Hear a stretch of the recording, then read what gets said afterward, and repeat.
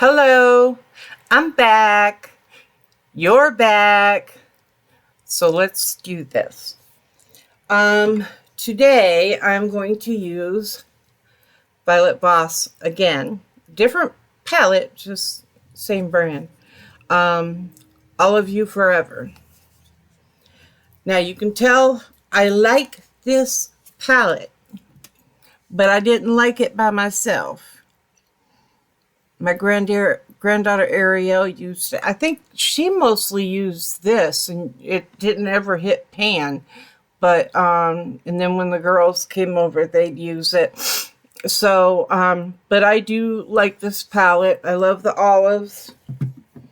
They're beautiful. What else do I have out? Becca, is this Becca? Yeah, Becca Cosmetics. It's a bronzer. So I figured I'd use this today. What else? We got a little bit of LAURA MERCIER too. Some blush. That's the color Grapefruit. Nice packaging too. So is Becca Cosmetics.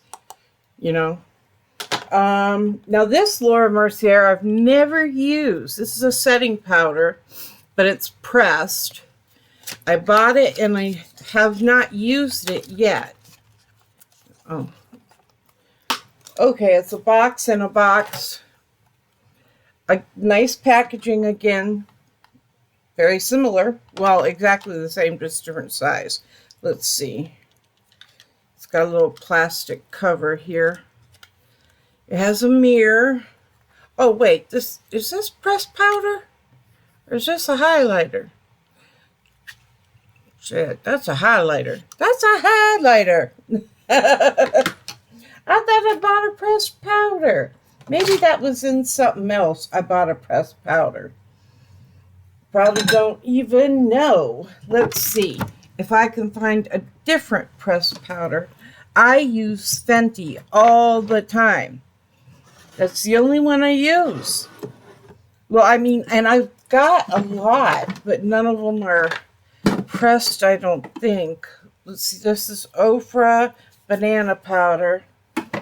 I don't want that right now. I know I have more pressed powders. It's like, where are you guys hiding? I mean, I've got just so much makeup that it does become, I'm going to throw this away out of the way. It does become difficult to keep track sometimes. I try to keep everything where it belongs. You know what I mean? Like I group it up in the drawers. Like I've got all my mascaras in 3 drawers. And on them drawers, it says, do not use. That message is not for me. I know not to use them. One, I'm very picky about eyeshadow. I mean, mascara and eyeliner. When my girls were in, I'm just using my Pro filter. When my girls were in high school, them little stinkers would use my makeup. And they would use my eyeliner and they would use my mascara is what they used. I think that was it. That's all they used. But that's all I had to use to get me pink eye. It wasn't just pink eye, because they also shared makeup with their friends, like most junior high and high school students do. I did. I ain't gonna lie. You know what I mean? I did too. But I got pink eye, but I got it so bad. My eyes were so swollen and closed. My whole face was swollen. It looked like somebody beat me in my face with a baseball bat. That's how bad it was. And I was being treated for it. I couldn't see. I was blind. So, and people were thinking, you know, he was my husband at the time, beat the crap out of me. you know. But this time it was pink eye.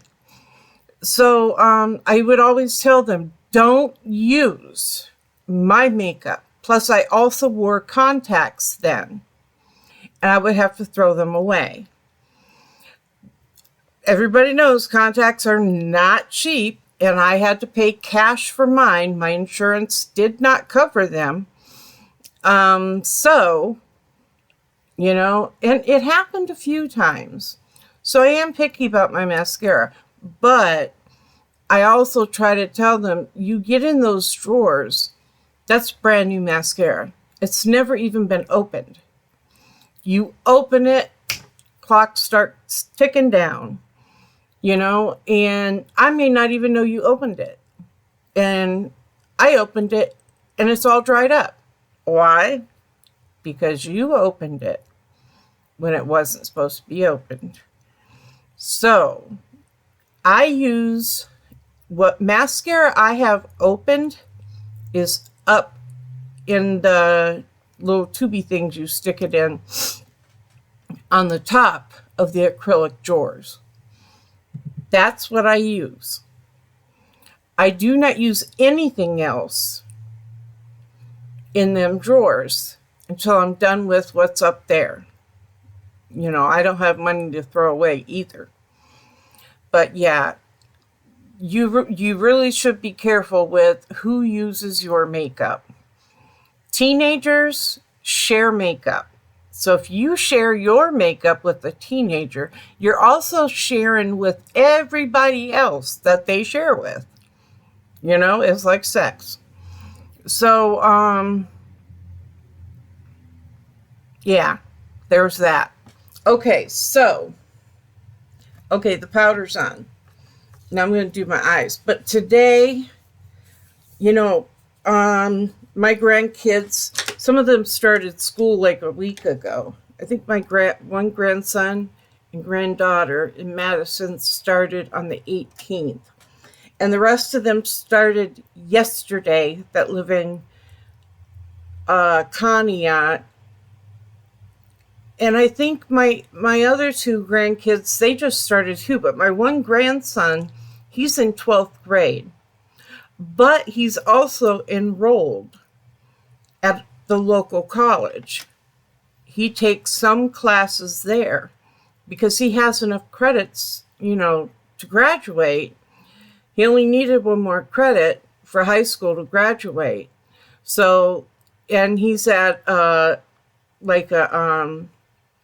he's taken engineering at a vocational school. So then he drives from there over to the college.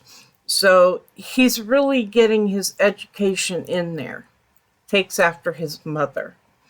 Okay, anyways. Today, I am going to tell a life story. And because I think it's very important to tell. And my kids have heard this story a million times. And my mother will tell you the same story.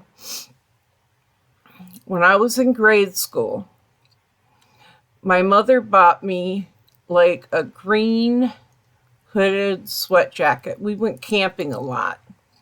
So that's mainly what it was for. But I did wear it to and from school.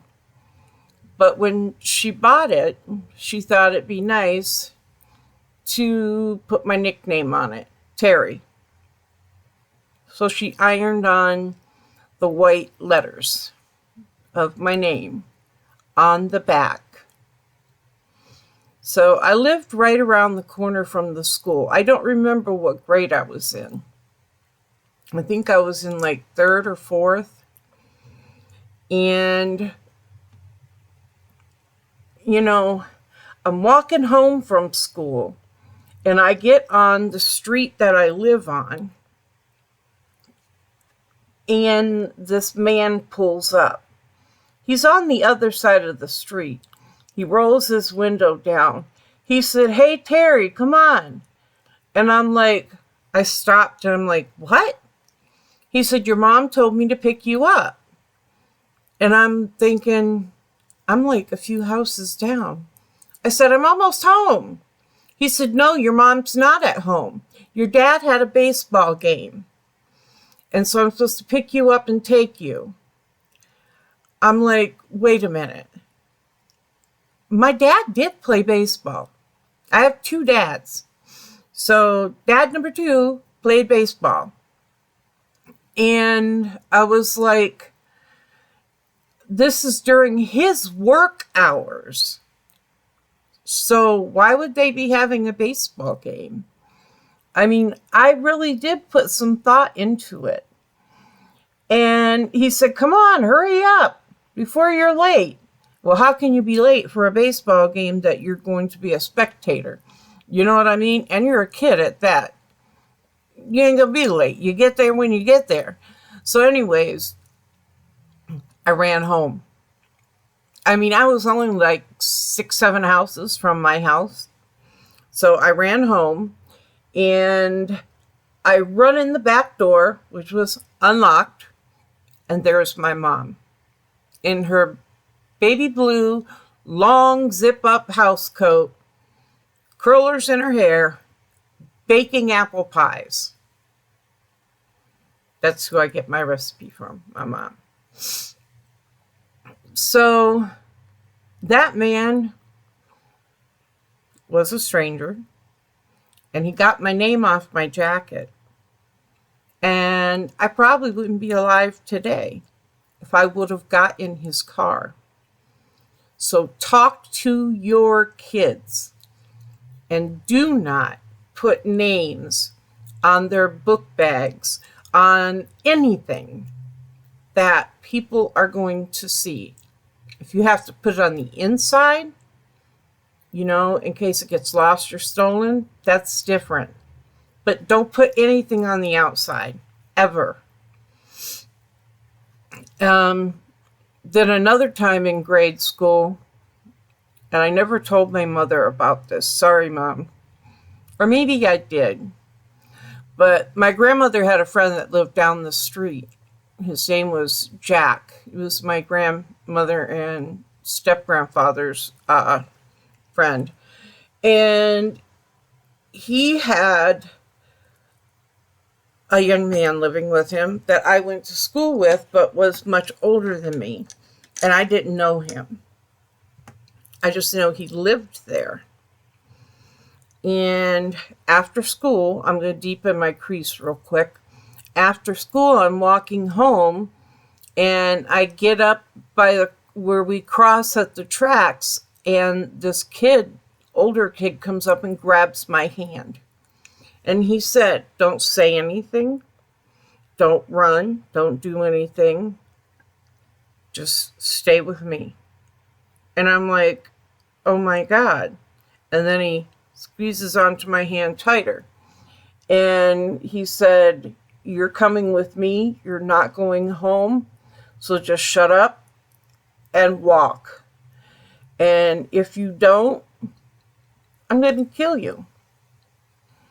And I'm like, oh my God. You know, I was just a kid, little kid then.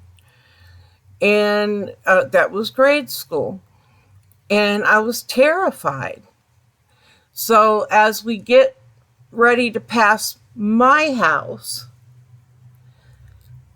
you know, my mother's front door is always unlocked too, but we always use the back door. But the front door was always unlocked because we had one of them helping hand signs. And it was a pledge that people took in our neighborhood to leave their front doors unlocked during the day. So in case anybody was in any kind of trouble, they could just run in. Good idea. So that was my first thought. I'm in trouble. I'm running in. And I did. You know, and I should have said a lot because my mother could have called the police and he could have been dealt with. And I ran into him as an adult and me as an adult. And I wonder if he knew it was me. You know, I really do. But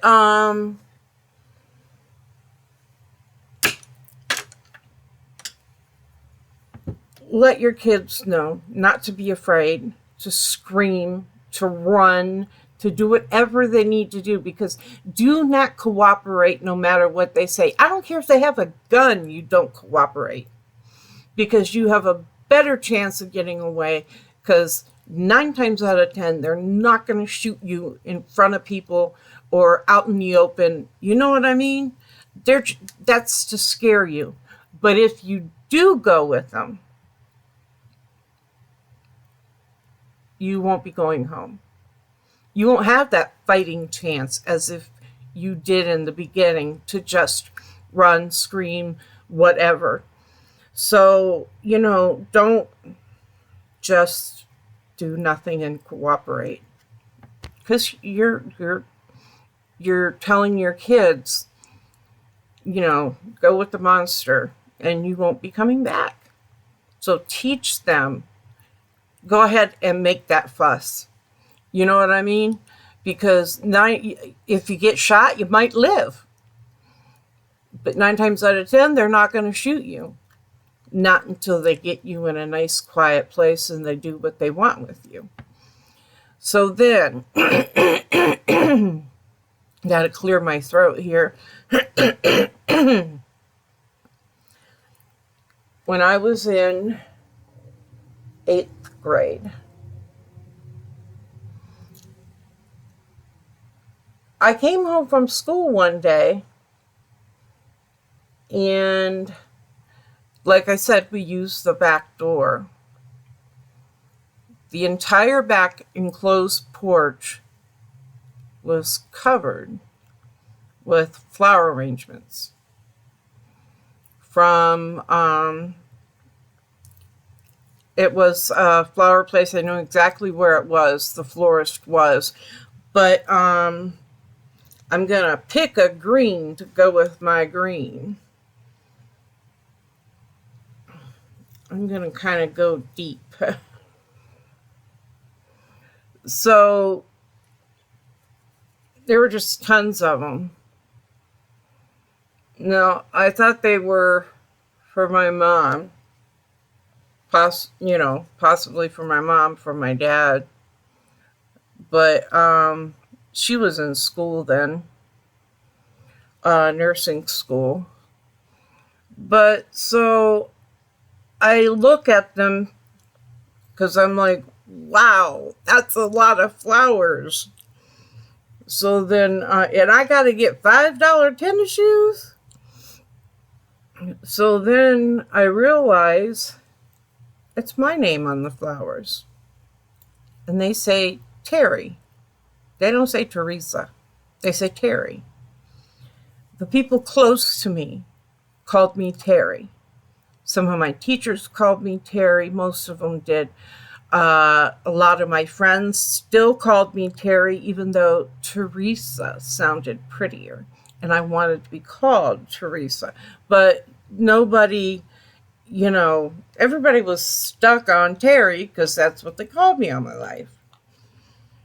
So I was so flattered, and there was nothing that said, who they were from or anything. So I'm intrigued. I want to know who sent this to me. And I was not sexually active then. I called boys that I was friends with that I know liked me. And some of them claimed they were from them, but they couldn't even describe them right. You know what I mean? It was like, okay, next, click. But I couldn't figure out who they were from. I sure couldn't. And it was mind-boggling to me, trying to figure out who on earth. I'm looking for one of my liners. I thought I got it out, but I'm like, who on earth sent this to me? I still have a migraine, by the way, so bear with me. And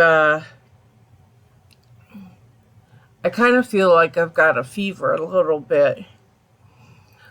But so anyways, when my mom got home, which was shortly after, because she was going to school too, but she had a little bit of a ride home. But yeah, when she got home, she was like, what the heck? And at that point, nobody called the police.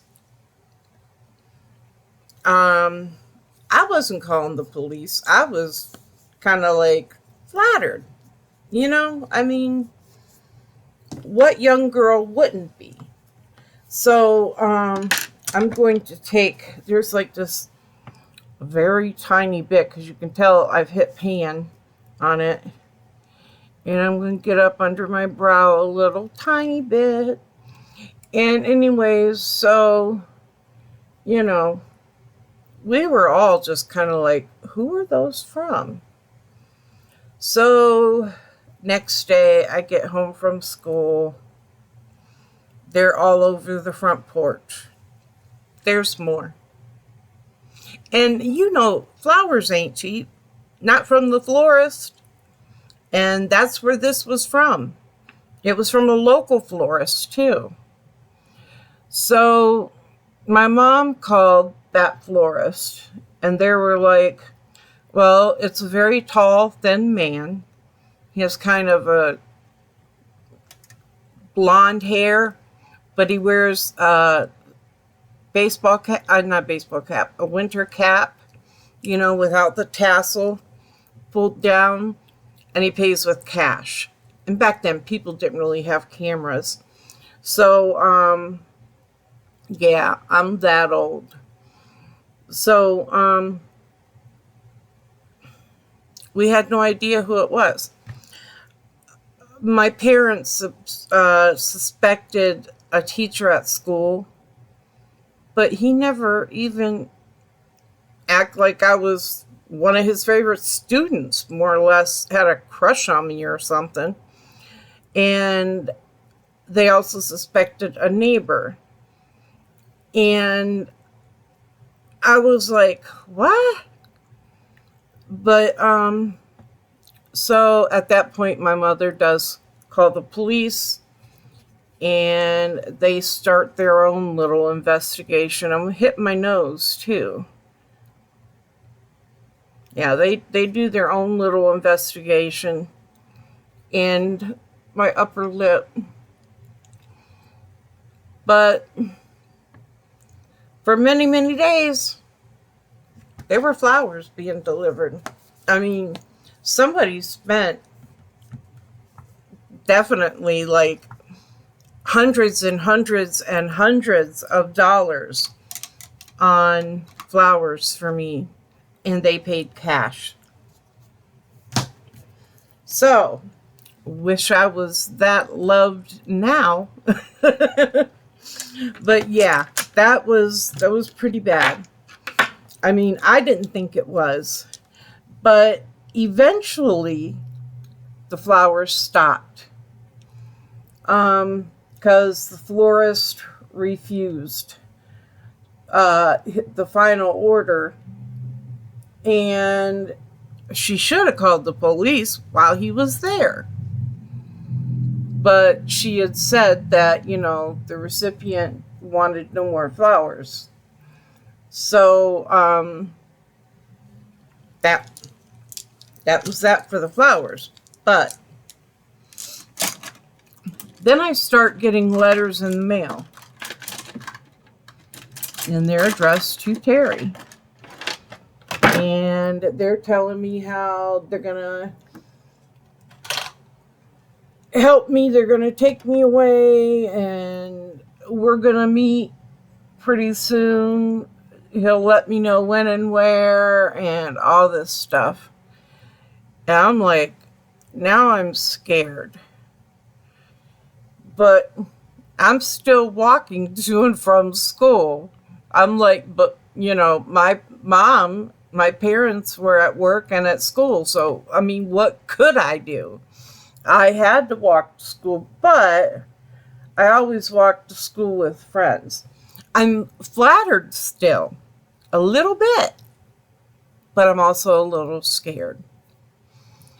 And so I got several letters like that of this person professing, well, we'll say man, because that's what it was. It was a grown man, professing their love for me and how they wanted to take me away and will live happily ever after and blah, blah, blah, blah. So finally, I get one last letter that tells me we're going to meet. He wants me to meet him on the school playground around the corner, the grade school. And so I'm like, wow, this guy's serious. And so he also gives me a date, time, everything. And of course I didn't go.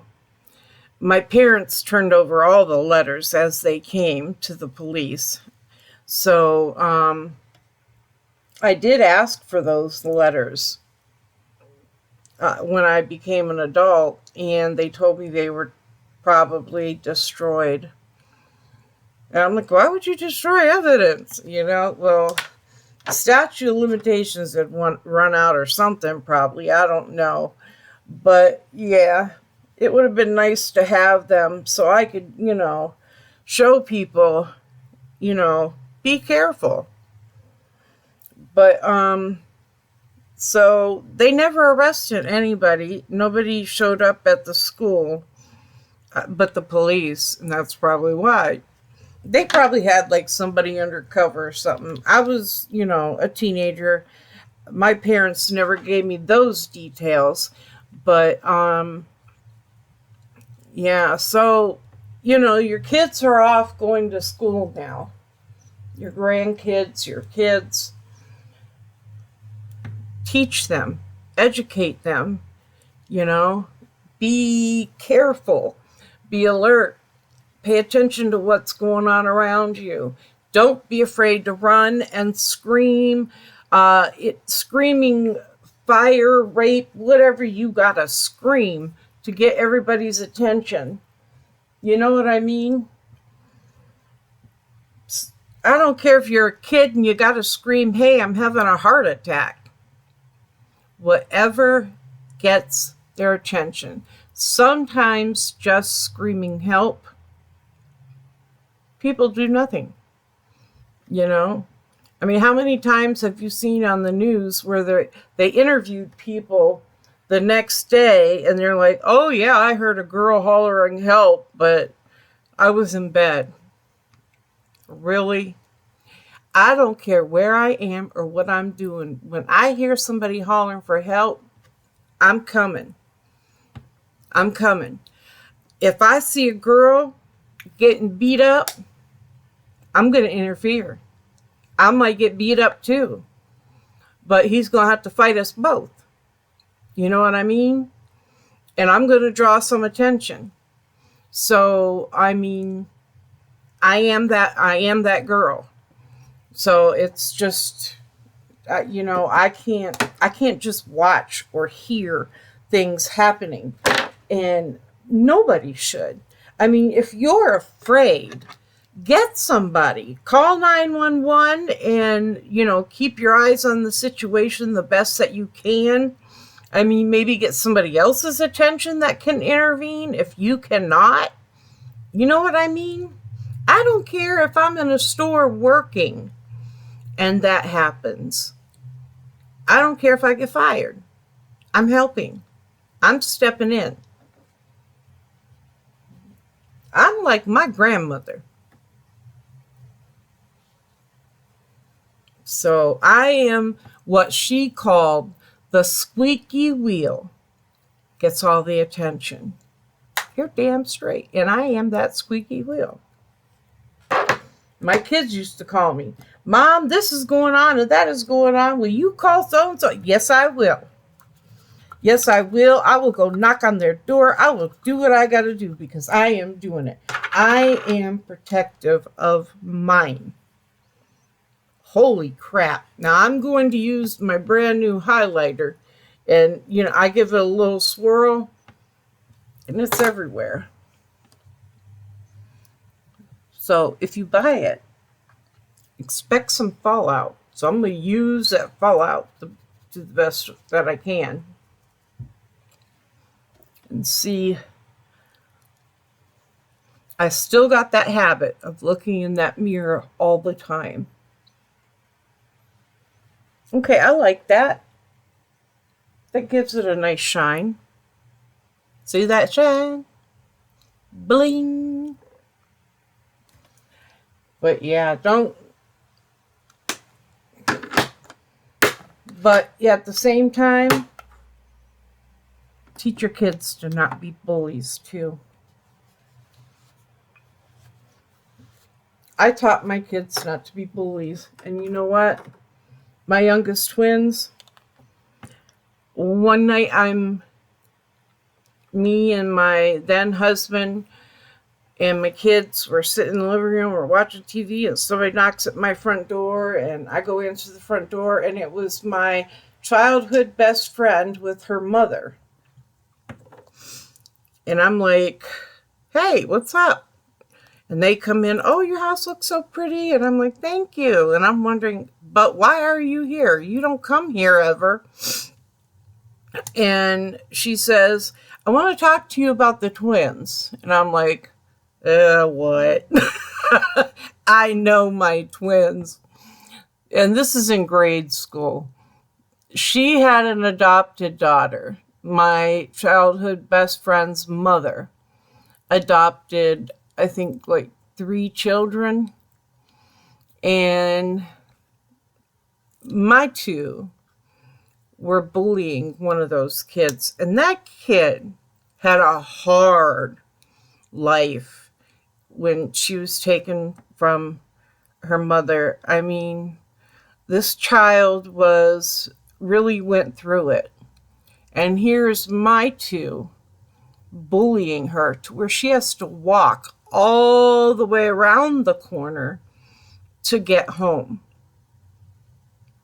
because of my 2. And I was very ashamed when she told me that. And I was very hurt. I know that they bullied their teachers, and that was because their dad taught them to.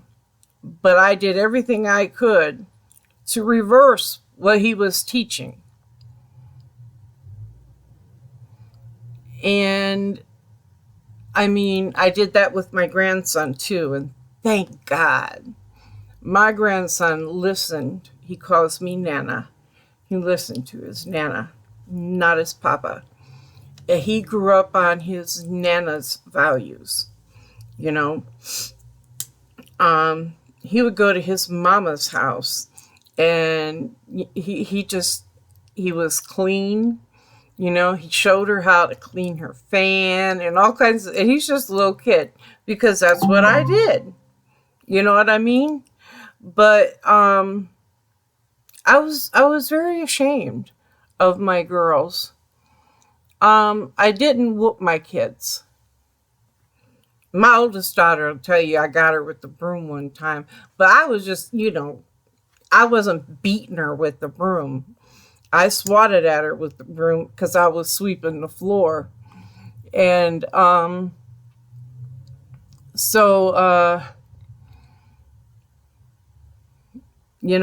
when they left, I apologized, wholeheartedly apologized. And when they left, I was in tears, and the twins saw that.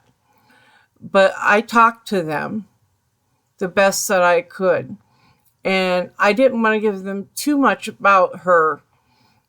information on her life, because that was her story to tell, and she was just a child, and nobody needed to know those things. But I told them what I could, and I let them know that she had a very hard life, and what she needed was friends in her life, not bullies. And they did. they became her friend. And then they would walk with her home from school. I mean, she lived like a whole street down from us, but you have to pass my house to get to her house. So, yeah, that was hurtful. That really was disappointing, but that was it. They no longer bullied anybody after that. So, yeah.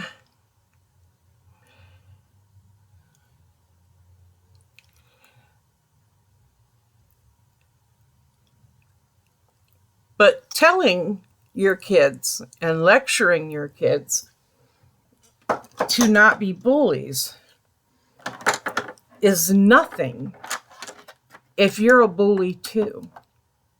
You know what I mean? If your kids see you acting like a bully, what do you think they're going to do? They're going to do the children learn what they live. You know what I mean? Don't be a bully either. You know, you can't tell your kids one thing and then they see you do another. That don't work. It won't work. So your kids are going to do what they see you do. My parents smoked cigarettes. So did I. My mom and dad did. Dad 1, Dad 2, my mom, my stepmom, they all smoked. Some of my friends smoked. They were smoking in junior high. So come 9th grade, I was smoking. But you know what? That's the worst thing I could have done. And I mean, I have COPD and asthma now. The asthma I've had since I was a kid. But the COPD, that could be because I smoked. I haven't smoked in, 9-10 years now? It's been a long time. But because my grandson is 8, and I quit smoking before my daughter was even pregnant with him. So, yeah. So smoking is the worst thing you can do. One of. But yeah. So your kids are going to do what they see their parents do. I mean, not all kids.